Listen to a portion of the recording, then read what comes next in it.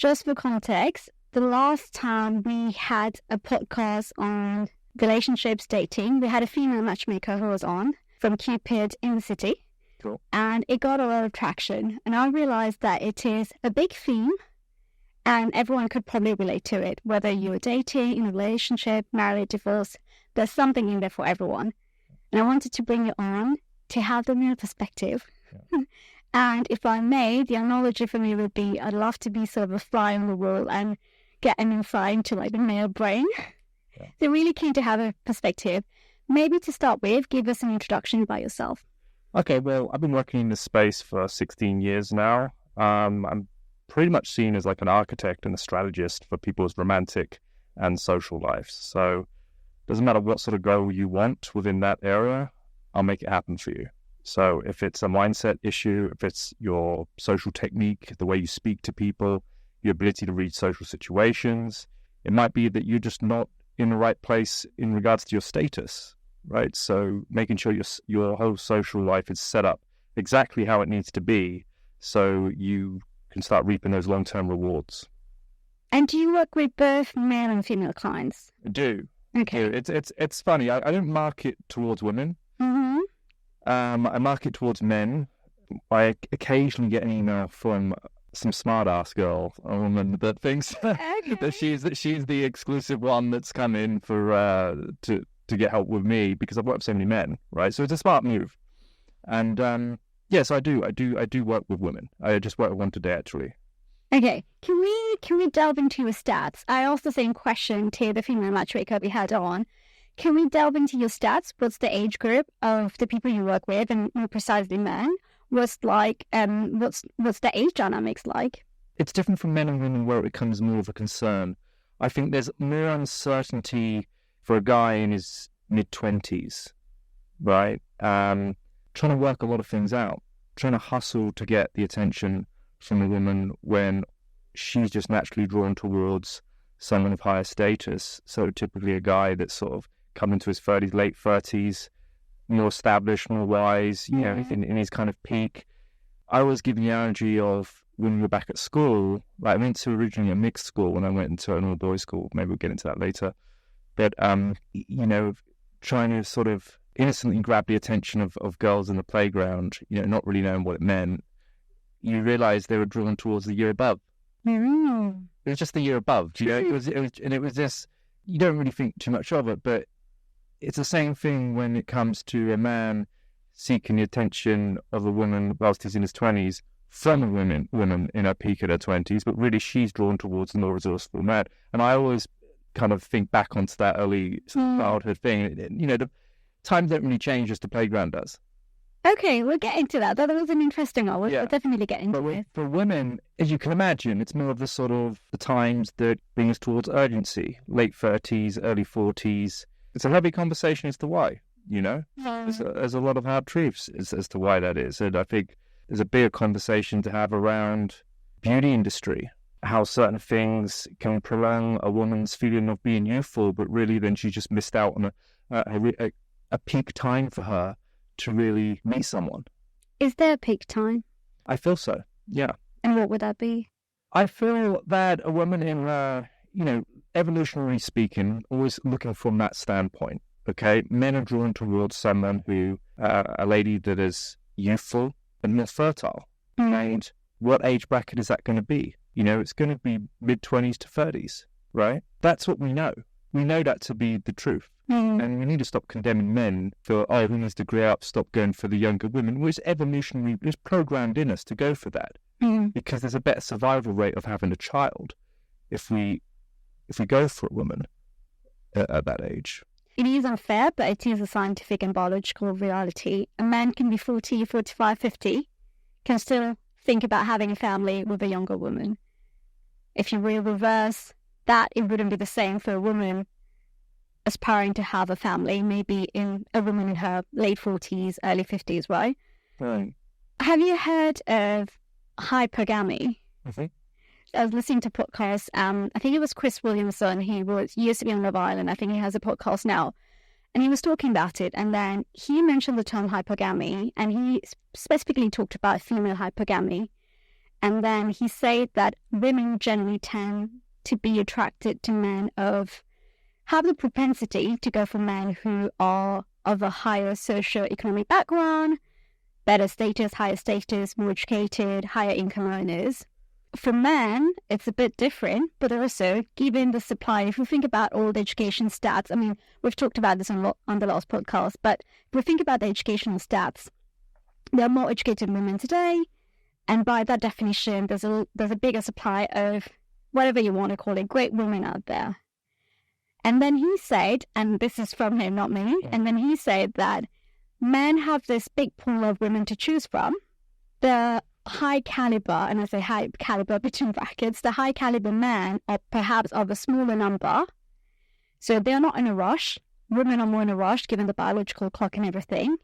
Well, he said men can afford, not everyone, let's be clear, but some men can afford to use and discard women. Then the woman goes, well, I feel used, I resent all men are the same. And then the men at the lower socioeconomic ladder, at the bottom of the socioeconomic ladder go, well, we haven't used you, we haven't disregarded you, but we haven't even had the chance to be seen by you because we either are shorter or we are from a lower income and all of that. So he basically was trying to summarize this as one of the problems of dating today. Does that echo with you? But it's always been like that. It's always been like that. Yeah. It does. Yeah, I mean, it's men have to do whatever they can to elevate their status. You know, there's many ways to elevate your status. It's important for men to attain whatever skills they need to attain to progress through the hierarchy of their career. They need to work on being as resourceful as possible.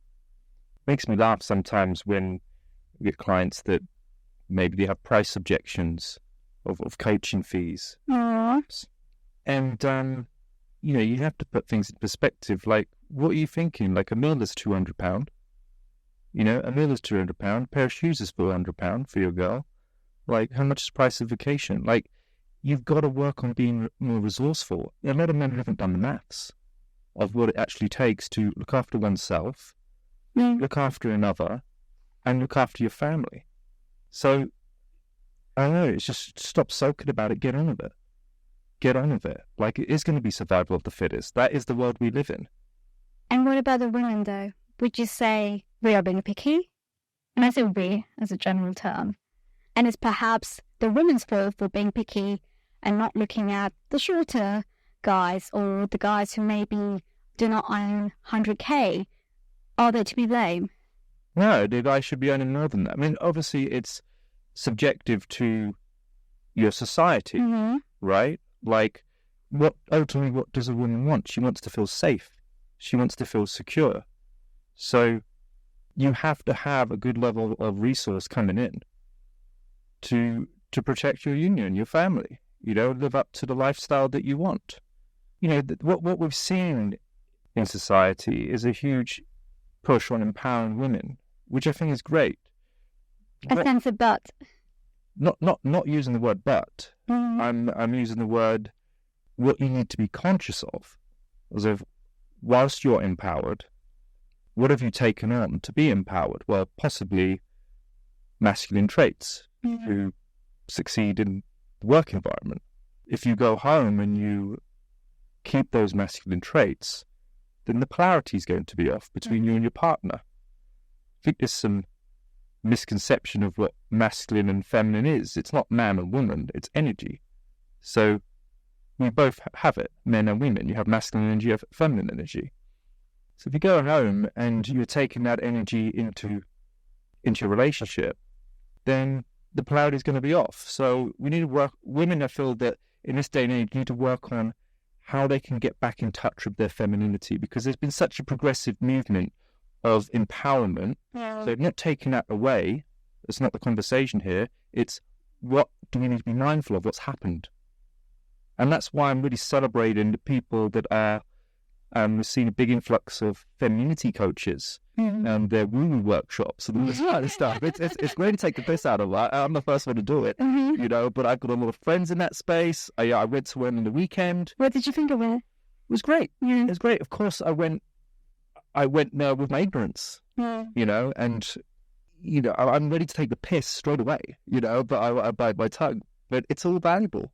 It's all valuable. Like it's a reminder of things that we need to let go of. We need to let go of our bitterness. We need to forgive quickly. We need to remind ourselves what is masculine energy and what is feminine energy. And if you're carrying around a lot of feminine energy, then a woman's not going to be attracted towards that. You know, so you've got to get back in touch with what are masculine traits and how do we from that. Do you have any subtle examples to? Because I know we talk a lot about feminine and masculine energy. I think sometimes it sounds a bit generic for people thinking about the dating relationship more seriously. Are there any practical examples of how do you identify I have a bit too much of my masculine energy, or I need to bring down my feminine energy for a man in this case? So if you're a masculine woman, right, you've become quite independent.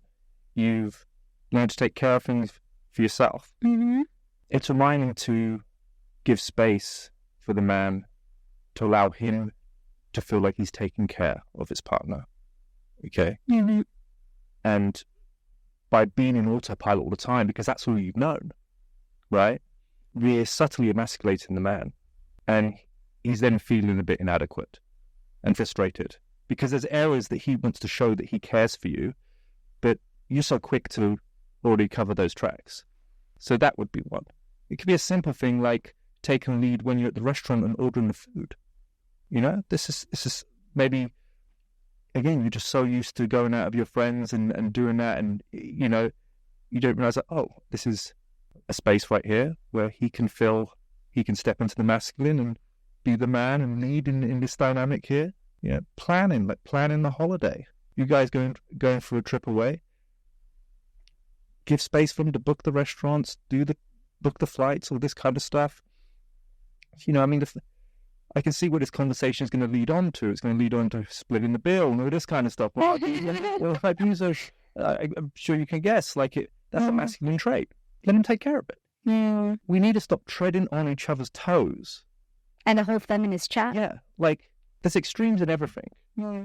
I'm not an extreme, and I'm aware of what the things are, but hopefully through this conversation, it sort of colours in the areas of the confusion that's going on out there. And what about a man? If we were to think about the feminine energy, is that an example? Well, if a man is very sort of passive, right, he lacks assertiveness. You know, to simplify, it's, you know, the masculine is about giving and the feminine is about receiving. So if you're not working into that, then it's going to show. The woman's going to find somewhere else where she's going to get that. Makes sense. You mentioned that you obviously work a lot with men, and once in a while you will have the smart-ass women trying to get in touch to know about the insight. Yeah. So maybe you can share some of those here today. Mm-hmm. Men in general, and maybe going back to one of the statistics that Chris Williamson actually mentioned, and I don't know if that's true or not, I haven't verified it, but I do want to hear it from you maybe.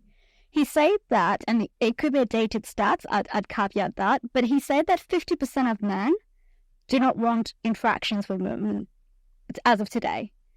Interaction as in do not even want to date, do not forget about a relationship, but do not even want to date. Does that sound surprising to you? I don't know about the validity of that statistic. But more the observation, does that surprise you? Why do we think there are people with those reservations out there? Because of everything we're on the back end of. The Me Too campaign, which was a great awareness campaign. There were things that needed to be discussed. Off the back of that, it's left a lot of men fearful of a consequence that might be attached to speaking to someone they might like in public. And it's been very discouraging for men. When we see in the headlines that women in the gym are claiming that a guy is looking at them with these yoga pants on that are fantastically shaped around her backside, you know, those provocative gym wear, you know, the society with women's crazy. You know, it doesn't help. You know, and I've got a lot of great female friends that, you know, they're very attractive, and I speak to him about these on these subjects. What do you think? Tell us, Johnny. We're frustrated. We're frustrated because men aren't making the move. It's frustrating out there. Mm-hmm. So I guess all the more to people like me and all the other coaches out there that are helping men sort of get over these limiting beliefs and empowering them in all the ways they are, because we're actually doing women a favor.